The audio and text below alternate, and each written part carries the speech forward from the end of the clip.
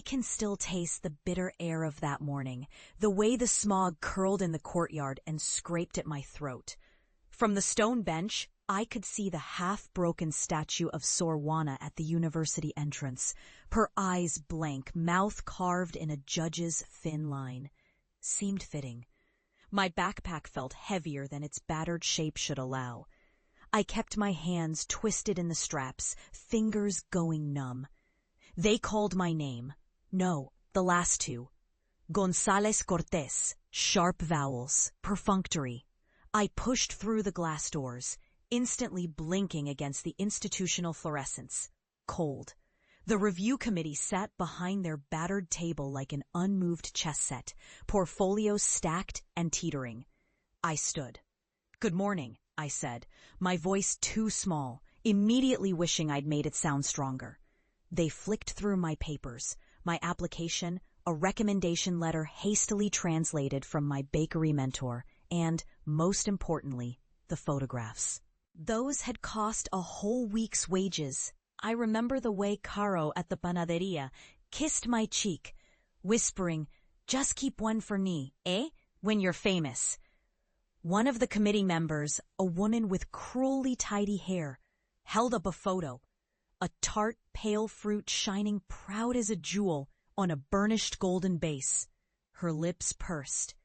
"You intend to study gastronomy here, with the intent of specializing in postres?" In that second, all the air ballooned in my chest. "Yes, doc maestra." Pastry. A man with bushy eyebrows didn't look up at all. "And what do you expect to achieve that you haven't achieved at," he hesitated, reading the messy letterhead, "Santa Maria Panadería?" "I want to learn advanced techniques," I said. "To learn French classics, chocolate work, plated plating. I want to open a—" The woman cut across me, brusque as a kitchen slap. "We receive hundreds of applications from students who have spent years at advanced institutions. Tell us how you, with only local panadería experience, intend to surpass them." A flush crawled up my cheeks. "Because I am—" I stopped, swallowed against the dryness. "Hungry, I'm willing to work harder." "Thank you," she said, and set my photo aside, face down.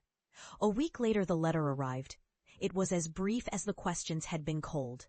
"We regret to inform you." Something inside me gave way then. I pressed my forehead to the flaking paint of our kitchen wall as the dusk poured in, braiding itself into the wind. Downstairs, Mama's voice chased the news up the stairs, half chiding, half sad. "Ah, mijo, see? I told you. Pastries are not a life. They are treats for the rich, not a job." My brother, Fede, caught me in the hallway later. Even then he was all elbows and jokes, except when he wasn't. "Come help with the parking meter. Something useful, you know." His grin was stiffer than usual. He meant it kindly, in his way. I nodded, my chest hollow. Later, over lentils and dry tortillas, I listened while Mama described neighbors' daughters studying medicine, architecture. Everyone looked down at their plates as I cleared the table, fingering the calluses on my knuckles. Every scrape against ceramic felt like proof something was wrong with me for wanting more. In the neighborhood, my news was met with either relief or ridicule. The little boys on the corner snickered, tossing bottle caps at my feet. "Oye, chef, make us cake from air," their mother called through the window. "Ivan, come help! School doesn't need pastries." In the little plaza, the old men hunched over dominoes gave advice they hadn't been asked for. "Open a taqueria," they said. "Every block needs one. Who eats fancy desserts here?" I worked again at Santa Maria Panadería. Each morning at 4, I'd pound the dough, the same way I always had, but now with a kind of ache behind it, like maybe if I folded hard enough, I could press the pain away. Carol would pretend not to notice, but she saw, she's always seen, how I didn't laugh anymore when I burned a batch, or when the oven hissed out its warnings, spitting fire onto the tiles. The world seemed designed to shrink my hopes to the size of a gonja. Sweet, yes, but meant for breakfast, not for dreams. The days stretched on, unremarkable. Family dinners, borrowed pesos, the constant rattle of Fede's motorcycle, and the endless parade of small jobs.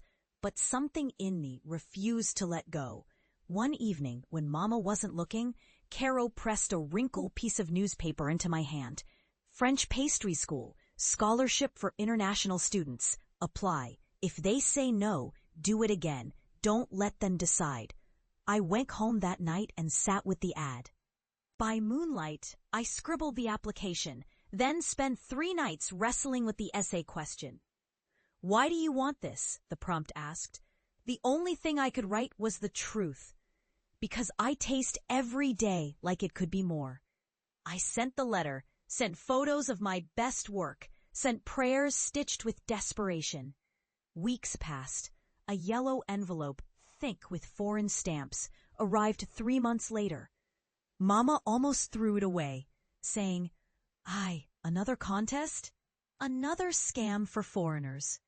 But I tore it open at the kitchen table. Inside, acceptance. Partial tuition, with a note about possible stipend work in Paris. I was going. Mama tried to forbid it. "How will you eat?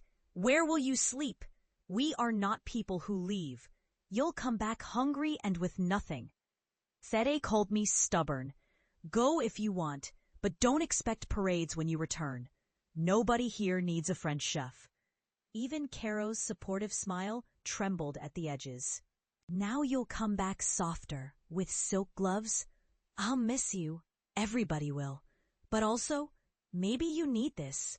Go, before courage leaves you." It burned to realize their doubts weren't fear for me. They were fear of me leaving. But I left. Paris hit me like a gust, cold, stinging, anonymous. I rented a half room above a boulangerie where the window didn't close, and baked in exchange for bread and coffee. I didn't speak the language. I pointed, mimed, and learned every word I could. I tripped over brioche, stumbled over feuilletage, and learned precision with bleeding fingertips. The chef at my school, Monsieur Gautier, took an instant dislike to me. Too much cinnamon, he'd bark. Too Mexican, no discipline. But his disappointment was predictable, almost reassuring. I worked after hours, hiding in the back, twisting dough until my wrists ached. Sometimes, for myself, I hid flavors of home in neat European shapes. Guava encased in buttery pâte sucrée, bittersweet chocolate molded into a feathered alebrije. Each failure was a private heartbreak, each small triumph a secret rebellion. On Saturdays, I called home. The sun there was broader, hotter, almost mocking. Mama's tone was always careful. "How is the foreign bread?" Fede would shout in the background, "Don't get fat, chef!" But Caro's voice alone kept me tethered. She listened to me describe my daily humiliations and discoveries. Today I made choux pastry puff up into tiny balloons, but chef said I still cracked the shells. She laughed. "Pobrecito. Maybe next time you'll make one fly home for me." The years passed, 3 of them. I worked unpaid internships, scraped by on pride and moldy cheese, and kept every rejection letter from Parisian patisseries in a folder. Restaurants said no, cafes said maybe, and the Michelin-starred places didn't reply at all. Still, I learned. Precision, yes, but also instinct. To feel the moment caramel goes from golden to burnt, to know when a pâte sablé sighs beneath the rolling pin. I began to see the rhythm, French discipline, Mexican soul. Sometimes at night after my shift, I'd walk across the Pont Neuf, thinking of home, of Mama's tamarind candies, of the way dawn light slipped into our kitchen during the first batch of conchas. My first real break came by chance. There was a contest, young pastry chefs, something televised. I hesitated for days, but it was Caro's voice echoing in my ear. "Don't let them decide what you can't do." So I entered. The production was chaos. Cameras everywhere, sugar-laden air crackling with nerves. I made something both strange and true. A tart, like in the old Santa Maria photo, but this time, I stuffed it with gajeta and citrus. I topped it with a glaze of hibiscus flowers, sharp and bright as memory.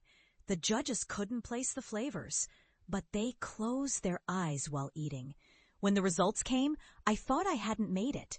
Then, one afternoon, the chef whose frown I'd come to fear most extended his hand and simply said, "Bravo, monsieur." My world expanded then, in an instant. Within months, offers. First for guest spots, then consultations. Then, almost unbelievably, the chance to open a tiny space of my own with investors who wanted something different. I called it El Nido. One May, almost 5 years after I first left, I walked off a plane into the saturated heat of Mexico City again. My passport, more stamps than I could count. My duffel bag, packed. But my heart, how to cram all those years in? The taxi ride was endless. At every familiar corner, I saw old ghosts, our block. My mother's red-tiled house with the jacarandas blooming, just like always. Mama greeted me at the gate without a word. She looked the same, her scowl more out of worry than anger. She fussed over my hair, too long, too French, then held me in a grip that told me everything her words would not. Fede's laugh was still loud, still laced with disbelief. Look at him, back from Paris and not a crumb to show for it. But that night, as we sat for dinner, chiles rellenos, heavy with nostalgia, I saw they'd saved the old recipes of my contest tarts.